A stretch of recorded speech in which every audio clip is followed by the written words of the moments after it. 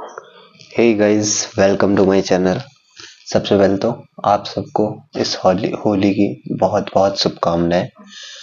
तो अपन ये computer fundamentals book कर रहे थे, इस पे आ जाते हैं। तो इसके अंदर अपन चैप्टर 9 कर रहे थे। चैप्टर 9 का ये पार्ट 3 होगा, जिसके अंदर पार्ट 4 होगा। पार्ट 3 भी नहीं, पार्ट 4 होगा, जिसके अंदर अपन प्लॉटर्स और उसके बाद में 3D प्रिंटर्स वगैरह बाकी जो रिमेनिंग टॉपिक्स है वो आज कवर कर लेंगे। तो देख लो, मैं बता देता हूँ कहाँ से। यहाँ से चालू करेंगे प्लॉटर्स से, फिर आगे एंडिंग तक 3D प्रिंटर एप्लीकेशन ये सब चीजें, ठीक है। तो चलिए अपन नोट्स पे चलते हैं, इससे तो क्या होगा। तो अब देखो, आ जाता है प्लॉटर्स। प्लॉटर्स क्या होते हैं देखो। लोग जनरली प्रिंटर्स और प्लॉटर्स के अंदर काफी कंफ्यूज होते हैं कि क्या दोनों में फर्क है। जो काम प्लॉटर क्या करता है, बेसिकली कुछ डिजाइन कर देगा आपके कि भाई ऐसे ऐसे लाइन खींच के, तो आप बोलोगे तो प्रिंटर से करवा लेंगे अपन। प्रिंटर से कोई अपने पास डिजाइन पड़ी है, उसको अपनों ने उस पे कॉपी कर वो प्रिंट करवा लिया आप किसी पेपर पे या फिर ऐसे, ठीक है। फिर प्लॉटर अलग क्या करेगा, है ना। सारा काम जो प्लॉटर कर सकता है वो प्रिंटर भी कर सकता है। तो इसके अंदर मेजर डिफरेंस ये है, प्लॉटर जो होता है ना वो बेसिकली यूज में आता है कहीं में, कि प्लॉटर जो होता है वो बेसिकली यूज में आता है कोई अपने को आर्किटेक्चर में आर्किटेक्ट बनाना है या फिर घर बनाना है तो उसका अपन मैप बनवा रहे हैं, या फिर कोई ब्रिज वगैरह बनाना है तो उसका अपन मैप बनवा रहे हैं, ठीक है। तो मैप बनवाते हैं ना अपन, तो वो कंप्यूटर के अंदर बनवाते हैं, फिर उसको डायरेक्ट हार्ड कॉपी पे प्रिंट करवाना, है ना। वो होता है प्लॉटर का काम। अब एक डिफरेंस बताता हूँ, आप बोलोगे वो भी अपन प्रिंटर से करवा सकते हैं। मतलब मान लो कोई आपने आर्किटेक्चर बना लिया, कोई ग्राफ बना लिया कि अपन ब्रिज बनाएंगे सिटी से इस सिटी तक, ठीक है। उसको ये क्या करेगा, प्लॉट कर देगा। प्लॉट मतलब जैसे पेन लगा हुआ होगा तो वो उससे पूरी डिजाइन है ना पिक्सी पेन उस पर खींच देगा, ठीक है। तो वही आप इसकी जगह प्रिंट करवा लेते, वही डिजाइन बनी बनाई है, ठीक है।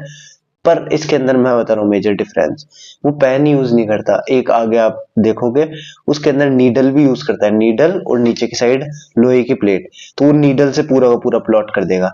वो थोड़ी प्रिंटर कर सकता है, नीड मतलब एक लोहे की प्लेट है उसके ऊपर पूरा का पूरा खींच के बता दिया कि कैसे उसकी डिजाइन है क्या है। जो मतलब एकदम हार्ड कॉपी रखता है कि भाई पेपर वगैरह तो फट सकता है, पर वो नहीं फटेगा, उसके अंदर परमानेंट रहेगी, ठीक है। वो काम थोड़ी प्रिंटर कर सकता है कि किसी नीडल से एकदम कुरेच कुरेच के पूरा का पूरा वो उसका मैप बना दिया, नहीं कर सकता। तो ये प्लॉट करने के काम में आता है बेसिकली। कहना गलत है, आप इसकी और डीप में पढ़ोगे और एप्लीकेशन देखोगे तब आपको पता लगेगा प्रिंटर तो अलग चीज है, प्लॉटर अलग चीज है। इसके अंदर आप प्लॉट करवाते हो ग्राफ को, कोई भी एक ग्राफ बना लिए, ग्राफ मतलब कोई भी एक मैप बना लिए, उसको आप किसी एक मटेरियल पे नीचे की साइड प्रिंट करवा लोगे, ठीक है। वो होता है plotter. Produce high graphic perfectly proportion design, ठीक है। High graphic perfectly proportion design ही क्रिएट करता है, ठीक है। इसके दो टाइप आते हैं, ड्रम प्लॉटर और फ्लैट ब्रेड प्लॉटर, ठीक है। इन दोनों के अंदर जो इंपॉर्टेंट पार्ट थे, जो मैं ले रखा हूँ उस बुक में से, वो आपके सामने मैं लिख रखा हूँ, ठीक है। ड्रम प्लॉटर की बात करते हैं। ड्रम प्लॉटर काई से बनता है, सबसे पहले ये चीज है। एक ड्रम होता है, ड्रम मतलब वो नहीं कि वो वाला ड्रम नहीं, बजाते है ना वैसा वाला, होता वैसे ही दिखने में ड्रम, पर एक ड्रम होता है, ठीक है। एक परपेंडिकुलर पेन होल्डर होता है उसपे, और एक ग्राफ प्लॉटिंग सॉफ्टवेयर होता है।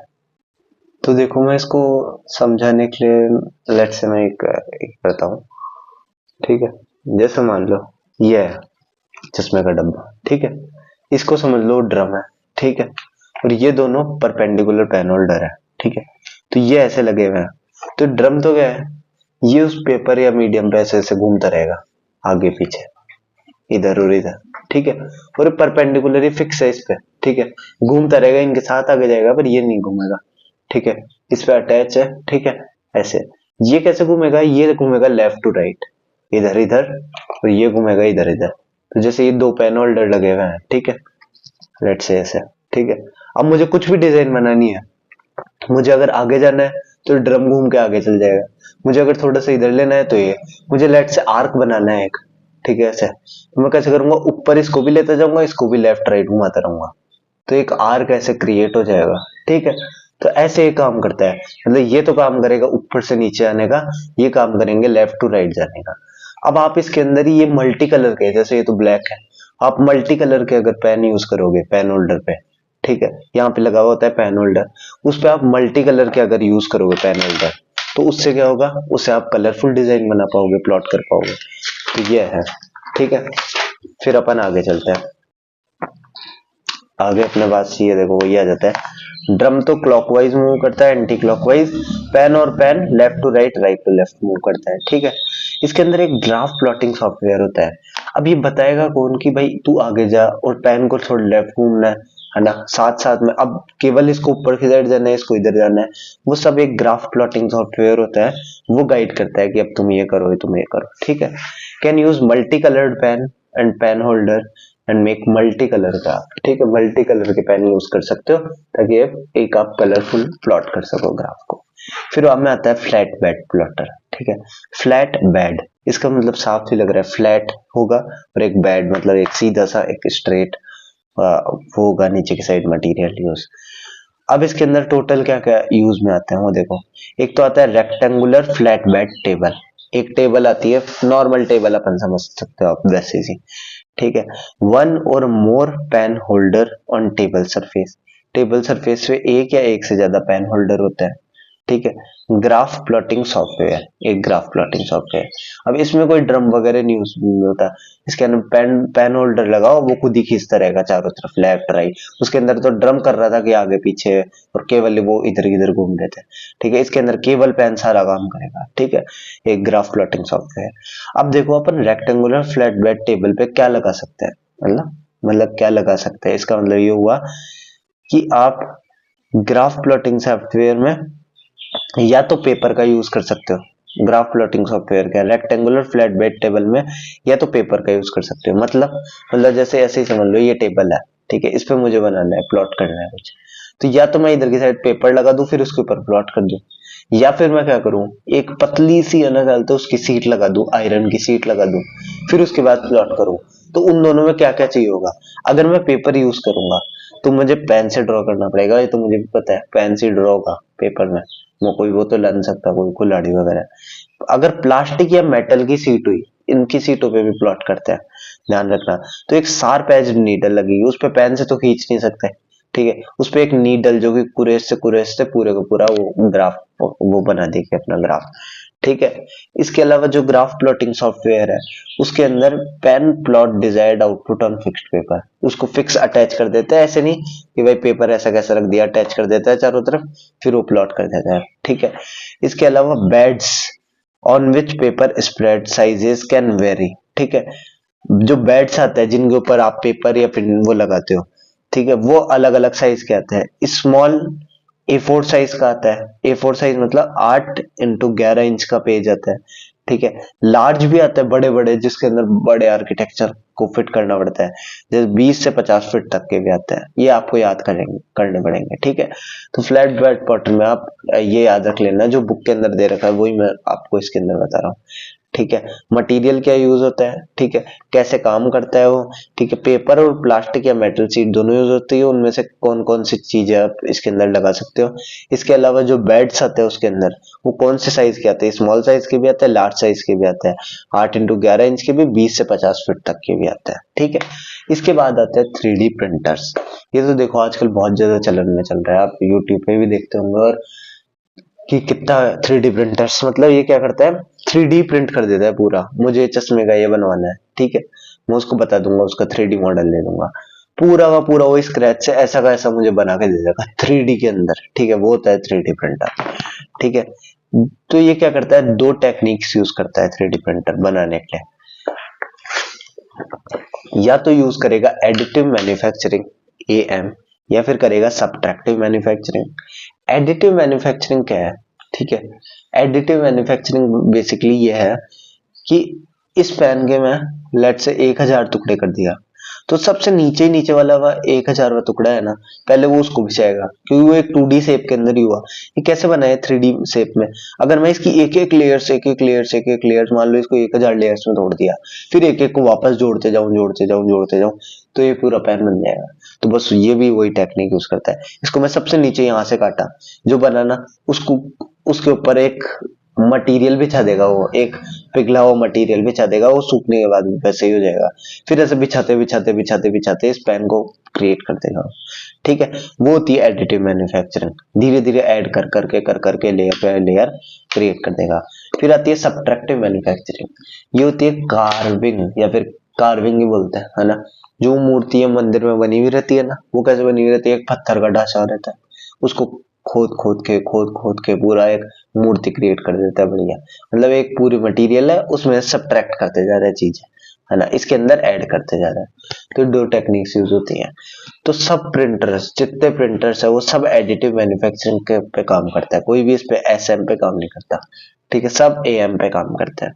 ठीक है, all 3D printers use AM technique as it won't waste material and ease to use। ये मटेरियल भी वेस्ट नहीं करता और इसका सॉफ्टवेयर उससे आसान है अगर बनाना चाहे तो पर। ठीक है, अभी कैसे काम करता है? तो देखो, सबसे पहले क्या करता है, slice the 3D model into thousand of layers into its model only. मतलब एक 3D मॉडल होता है, सॉफ्टवेयर होता है 3D मॉडल के। आप देखे होंगे कभी कभार, आप सर्च करना किसी का भी कोई पर्सनैलिटी या फिर कोई भी कार वगैरह, जैसे आपने सर्च कर ली लैम्बोर्गिनी 3D मॉडल, तो आपके पास नेट में एक 3D मॉडल आएगा जो कि आप घुमा के चारों तरफ देख सकते हो। इवन किसी का फेस भी देख सकते हो, नरेंद्र मोदी जी 3D मॉडल, तो उनका फेस का पूरा 3D मॉडल आ जाएगा। तो ऐसी 3D मॉडल सॉफ्टवेयर होता है, ठीक है, 3D प्रिंटर के लिए, जो कि क्या करता है, उस 3D मॉडल को कोई 1000 या उससे भी ज्यादा टुकड़ों में तोड़ देता है। ठीक है, लेयर्स के अंदर, छोटी छोटी लेयर्स के अंदर, ठीक है, तोड़ देता है। फिर उसके बाद में वो बताता रहता है कैसे कैसे बिछाओ। सबसे पहले ये लेयर बिछाओ, फिर ये बिछाओ। वैसे ही वो 3D प्रिंटर बिछाता रहता है और खड़े करते करते आप नेट में भी सर्च कर लेना इस वीडियो के बाद में 3D प्रिंटर की, कुछ 3D प्रिंटर सर्च कर लेना, आपको पता लग जाएगा। ठीक है, लेयर बिछाते बिछाते पूरा बना देगा आपका जो भी आप बनाना चाहते हो। ठीक है, तो ये ऐसे वर्क करता है। Upload file on printer, it uses its material and make put all slices as indicated by model. ठीक है, ऐसे ही क्रिएट करता है। अब टाइप्स जो आते हैं इसके, देखो इसके टाइप्स वेरी कहीं पे करता है, इसके टाइप्स वेरी करते हैं इसके मटेरियल पे। सब सेम मैकेनिज्म यूज करते हैं, सब 1000 टुकड़ों में या उससे ज्यादा में तोड़ के फिर धीरे धीरे बिछाएंगे। पर बिछाएंगे क्या, वो बात है। कोई प्लास्टिक पिघली हुई प्लास्टिक बिछा रहा है, कोई है ना पिघला हुआ आयरन बिछा रहा है, कोई क्या बिछा रहा है। तो आप बिछाओगे क्या नीचे की साइड उसको 3D बनाने के लिए? तो जो मटेरियल वेरी करता है ना, उसी हिसाब से अलग अलग 3D प्रिंटर्स आते रहते हैं। ठीक है, तो सब कुछ अपन इंपॉर्टेंट पढ़ता है। सबसे पहले आता है FDM, आपको याद रहनी चाहिए इसकी फॉर्म, फिक्स डिपोजिशन मॉडलिंग। ठीक है, ये मटेरियल क्या यूज करता है, प्लास्टिक या मेटल का फिलामेंट। अब देखो इसके साथ एक फिलामेंट आता है, जैसे गोल गोल गोल गोल बिछा हुआ सॉलिड के अंदर, सॉलिड फिलामेंट। ठीक है, वो एक पैन के अंदर जाता है और उधर गर्म होकर पिघल के निकलता है, सामने से पिघल के निकला और फिर नीचे बिछाता रहता है। ठीक है, फिर जैसे ही पिघल के निकल के नीचे की साइड गया, वो थोड़ी देर बाद वापस सूख जाता है। ठीक है, तो मटेरियल यूज होता है प्लास्टिक या मेटल का फिलामेंट। ठीक है, have extrusion nozzle has heating mechanism to melt filament। इसके आगे क्या होता है, जो पैन या फिर जिससे बिछा रहा है ना, उसके आगे एक्सट्रूजन नोजल बोलते हैं उसको। ठीक है, वहां पे हीटिंग मैकेनिज्म होता है, या तो रजिस्टर गर्म करके, मतलब गर्म कर देते हैं उसको ताकि वो पिघल जाए फिलामेंट, पिघलती ही वो नीचे की साइड बिछ जाए। ठीक है, एक्सट्रूजन नोजल में हीटिंग मैकेनिज्म होता है ताकि अपन फिलामेंट को मेल्ट कर सके। It instantly solidify put as a layer on platform tray below the nozzle. अब देखो नीचे की साइड होती है एक प्लेटफॉर्म ट्रे, जिसके ऊपर वो 3D प्रिंटर बिछाना चालू करता है। ठीक है, ठीक है, तो अपन क्या करते हैं, जैसी एक लेयर बिछी, जैसे मान लो यहाँ पे फिलामेंट आते जा रहा है, पीछे यहाँ से फिलामेंट आते जा रहा है, और यहाँ पे मैं कुछ बनाते जा रहा हूँ। लेट से ऐसे ये ट्रे है, इस नीचे वाले को बोलते हैं ट्रे, जहाँ पे वो बनाता है। तो सबसे पहले उसने मान लो एक स्क्वायर बनाया ऐसे। ठीक है, तो इसको चारों तरफ से पूरा कलर करके पूरा बना लिया स्क्वायर। ठीक है, ये इसकी पहली लेयर होगी। अब पहली लेयर क्या होती है, ये पेन तो इधर रहता है, ये नीचे ऊपर नहीं जाता।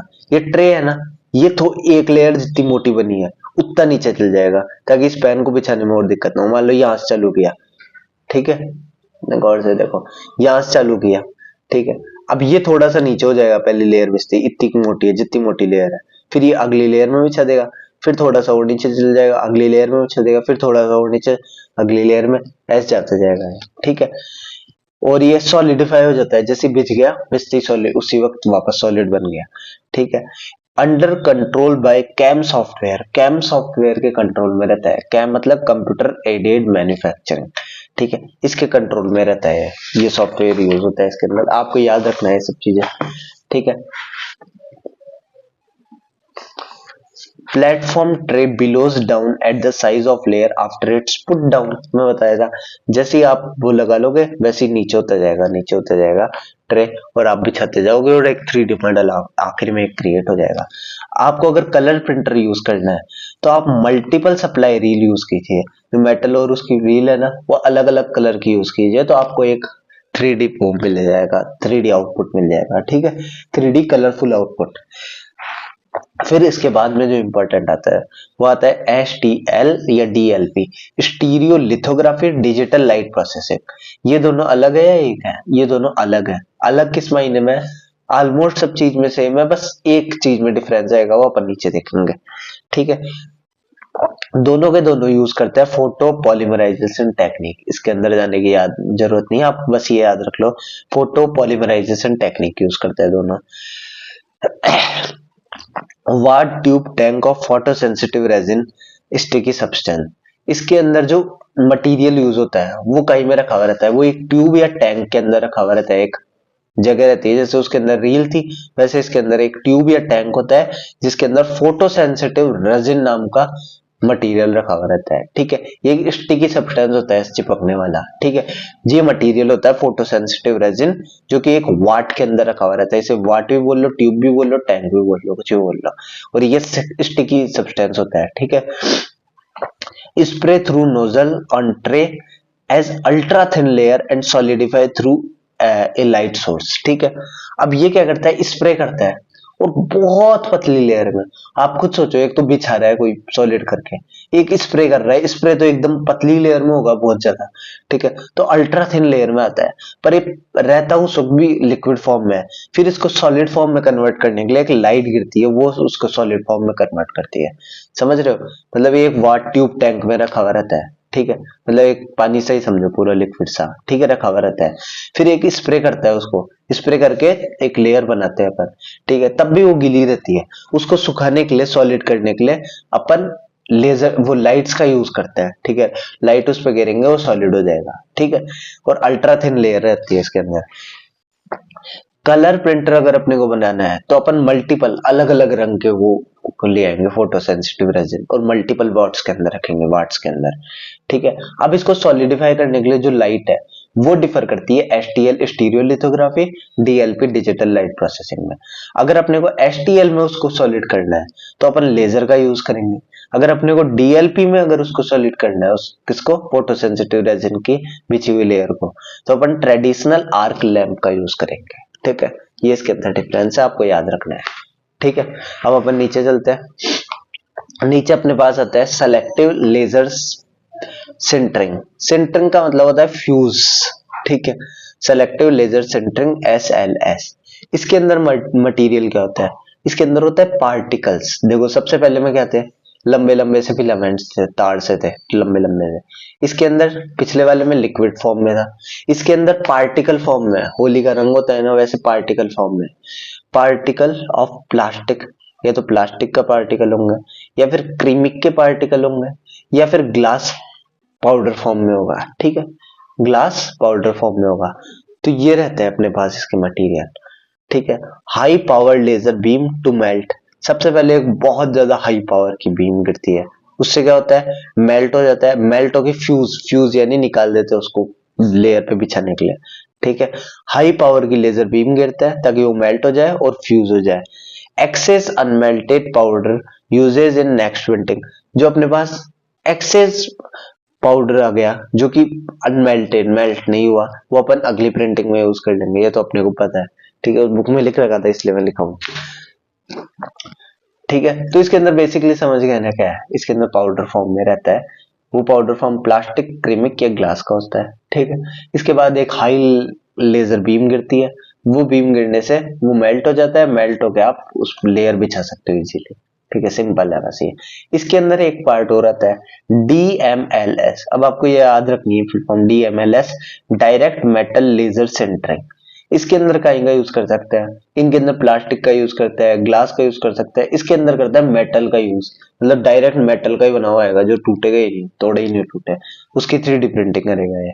ठीक है, use metal powder instead of plastic ceramic layer. ठीक है, DMLS आपको ये याद रखना है। मैं सब याद करने की चीजें अलग अलग छाट के लिख किया हूं, आप याद कर लीजिएगा। अब देखो यहाँ पे आपके तीनों 3D प्रिंटर खत्म होते हैं। अब एक वो थे USA के अंदर, अमेरिका वाले वैसे ही ज्यादा ही दिमाग लगाते हैं, उसके अंदर यूनिवर्सिटी ऑफ मिशिगन थी, क्या है अभी भी करंटली। ठीक है, वो क्लेम करी कि हम पूरा का पूरा 3D वो बनाते हैं ना, तुम तो ऐड कर करके बनाते हैं, ऐसे एक ऐड करे फिर दूसरी ऐड करे फिर तीसरी, हमारा जो प्रिंटर है ना पूरा का पूरा 3D जो आपका मटेरियल है, ऑब्जेक्ट है, वो एक साथ ही क्रिएट करके आपको दे देगा, और जो आपके नॉर्मल प्रिंटर है ट्रेडिशनल 3D उनसे 100 गुना फास्ट प्रिंट करके देगा। फॉर एग्जाम्पल मुझे ये प्रिंट करना है ना, तो मुझे लगभग मैं बता रहा हूँ, 6 से 7 घंटे या 8 घंटे लग जाएंगे प्रिंट करने के लिए। ठीक है, तो ये बोल रहा है 100 गुना फास्टर, मतलब आपको लेट से 6 घंटे लगे तो मैं 60 मिनट, 60 मिनट में भी नहीं, 6 मिनट में, 6 मिनट या फिर आप देख लेना कैलकुलेट करके, उतनी देर में क्रिएट करके दे दूंगा, और पूरा का पूरा एक साथ क्रिएट करूंगा, ऐसे नहीं कि एक एक लेयर भी चेक कर रहा हूँ। तो यूनिवर्सिटी ऑफ मिशिगन USA ने क्लेम किया it print entire 3D wedges not 2D layers and promises to 100 times more speed than other 3D printers। ठीक है, 100 गुना तेज प्रिंट करूंगा। तो इन्होंने बेसिकली क्या किया, इन्होंने use new STL 3D based technology. इन्होंने STL स्टीरियो लिथोग्राफी जो अपन पीछे पढ़ के आया था, जिसमें मेल्टेड फॉर्म में photo resist, photo sensitive resin रहता है जिसके अंदर लेजर बीम पड़ती है। ठीक है, वो यूज किया, बस एक 3D बेस्ड टेक्नोलॉजी, इसकी एक 3D बेस्ड टेक्नोलॉजी को थोड़ा चेंजेस करके उसके अंदर। ठीक है, इन्होंने वाट लिया, वाट मतलब ट्यूब टैंक नीचे की साइड, उसमें क्या गिरा, एक अलग से कोई केमिकल घेरा, अब इतना डीप नहीं बता रखा क्या घेरा क्या नहीं, बुक में जितना बता रखा है मैं बता रहा हूँ। वाट उसके अंदर खुद का एक बनाया हुआ है, एक केमिकल घेरा, केमिकल रेजिन। ठीक है, और लाइट बीम कौन सी उसकी, लाइट बीम कौन सी, वो सॉलिडिफाई करती है UV और ब्लू LED लाइट, दो लाइट यूज की है, एक तो UV लाइट अल्ट्रावायलेट, एक ब्लू LED लाइट, और इसके अलावा एक केमिकल रेजिन, फोटो सेंसिटिव नहीं, केमिकल रेजिन यूज किया। ठीक है, अब देखो ये, तो देखो ये UV लाइट जो होती है ना, ये तो क्या करती है, इसको शेप देने का काम करती है, मतलब कि आप भी चाह रहे हो, ठीक है, वो केमिकल को जो भी आप प्रिंट करवाने जाते हो उसको शेप देगी कि आप ऐसे बिछो ऐसे बिछो ऐसे करो, जो भी शेप है वो ये दे देगी UV लाइट। ठीक है, और जो ब्लू लाइट है वो क्या करेगी, उसको हार्ड कर देगी, उसमें को मटेरियल को जो भी रखा हुआ है। ठीक है, तो UV लाइट जो है वो शेप देने का काम करती है, ब्लू LED लाइट जो है वो उसको हार्ड करने का काम करती है उस मटेरियल को। ठीक है, तो ये इसके अंदर दे रखा था। अब अपन इसके आगे चलते हैं। देखो फिर आता है स्क्रीन इमेज प्रोजेक्टर। इसको मैं पूरा पढ़ लिया, इसमें मुझे कुछ भी नहीं लगा कि आपको पढ़ने की जरूरत है, इतना आपको पता होगा कि क्या। ये देखो, अब ऐसी चीजें है ना, कई चीजें ऐसे आती है जिनके अंदर जैसे ऑप्टिकल डिस्क, मैग्नेटिक डिस्क, उनके अंदर आप देखेंगे मैं एडवांटेज, लिमिटेशन, वो सब में कुछ ही नहीं पढ़ा है। वो सब चीजें ऐसी है, थ्योरेटिकल है, आप इसमें पढ़ भी लोगे ना तो भी वो नहीं कर पाओगे। आप जब तक क्वेश्चन सॉल्व नहीं करोगे इन सब के, तब तक कोई मतलब नहीं है। ये जो थ्योरी के ऐसे पार्ट्स आते हैं ना, ये सब है, आप इनको पढ़ के अगर रटोगे तो कोई मतलब नहीं है, तब क्वेश्चन सॉल्व नहीं कर पाओगे। इनके डायरेक्ट क्वेश्चन आएंगे, आपको पता है कि प्रोजेक्टर ये करता है। ठीक है, इसके अंदर कुछ अलग याद करने का हो तो मैं निकाल भी लूं, कुछ याद करने का नहीं है, इनके डायरेक्ट क्वेश्चन आएंगे, आपको डायरेक्ट बताना है कि प्रोजेक्टर में आगे भाई प्रोजेक्ट होगा, ऑप्शन आ जाएंगे 4, तो अपने खुद के सेंस IQ से अपने को सॉल्व करना पड़ेगा। इसके अंदर ऐसा कुछ नहीं है, बस आपको स्क्रीन प्रोजेक्टर एक आउटपुट डिवाइस है। ठीक है, अब आप सोचोगे ये याद करने पड़ेंगे, ये ऑपरेशन बटन होता है, ऑन ऑफ लाइट इंडिकेटर होता है, प्रोजेक्शन लेंस बोलते हैं इसको। ठीक है, हाँ, आपको करना चाहते हो कर लो, पर बाकी ये सब नहीं आता है। आप आगे क्वेश्चन देखोगे आपको पता लगेगा। ये थ्योरी है, मैं ओनली याद करने की चीज। पीछे आप देखोगे प्लॉटर्स वगैरह, ये बहुत बड़े बड़े दे रखे थे प्रिंट 3D प्रिंटर्स, पर मैं उनको छोटा कर करके निकाल के लाया हूँ कि भाई जो याद करने का है और समझाने का है वो बता दिया। बाकी आप क्वेश्चन सॉल्व करोगे तब आपको ज्यादा समझ में आएगा। ठीक है, तो अपन आगे चलते हैं। ये मैं आपको बस ये बता रहा हूँ, आउटपुट डिवाइस है और आपको कुछ ही नहीं है, चाहे आप ये तीनों याद कर लीजिएगा अगर करना चाहते हो तो। इसके आगे अपन आता है वॉइस रिस्पॉन्स सिस्टम। ठीक है, वॉइस रिस्पॉन्स सिस्टम क्या होता है? इसका मतलब कि अपने को एक वॉइस के अंदर रिप्लाई आ रहा है, जैसे कि मैं लिख दिया गूगल ट्रांसलेट के अंदर हेलो हाउ आर यू, फिर वो स्पीक वाला बटन दबा दिया, तो उससे क्या होगा, वो एक लड़की बोलेगी हेलो हाउ आर यू, ऐसे करके जो बोले, ठीक है, वो बोलती है। तो वो होता है वॉइस सिस्टम। अब ये दो टाइप के होते हैं, एक तो वो कंप्यूटर जनरेटेड वॉइस होती है, आप सुने होंगे कि भाई वो बोल रही है, ऐसे साफ लग जाता है एक लड़की बोल रही है, और कंप्यूटर जनरेटेड वॉइस है। ठीक है, एक अपने को लगता है कि भाई हाँ ये कंप्यूटर जनरेटेड नहीं है, वो इंसान ही रिकॉर्ड करके बोला है, जैसे हमने खुद की रिकॉर्डिंग बना ली और चला दी है वापस उसको, तो वो भी एक आउटपुट डिवाइस हो गया रिकॉर्डिंग वाला। ठीक है, तो अपन इसके दो टाइप्स कौन से होते हैं? ठीक है, तो इसके दो टाइप जो होते हैं वॉइस रिस्पॉन्स सिस्टम में, वो होता है वॉइस रिप्रोडक्शन सिस्टम और स्पीच सिंथेसाइजर। ठीक है, वॉइस रिप्रोडक्शन सिस्टम और स्पीच सिंथेसाइजर, ये आपको याद रखना है। वॉइस रिप्रोडक्शन सिस्टम जो है उसके अंदर क्या होता है, उसके अंदर एनालॉग रिकॉर्डिंग को अपन सबसे पहले कन्वर्ट करते हैं डिजिटल डेटा के। ठीक है, अब एनालॉग रिकॉर्डिंग क्या होती है? एनालॉग, या आपको नेटवर्किंग चैप्टर जो आएगा ना उसमें पता लगेगा। एनालॉग सिग्नल्स होते हैं, एक आपके पास डिजिटल सिग्नल्स होता है। जो भी कंप्यूटर वगैरह होता है ना, मैं सिंपली बता रहा हूँ, कंप्यूटर वगैरह होता है, डिजिटल सिग्नल्स बेसिकली इनके अंदर एस सिग्नल्स होता है, जो एकदम से हाई गया, एकदम से लो गया, एकदम से हाई गया, एकदम से लो गया।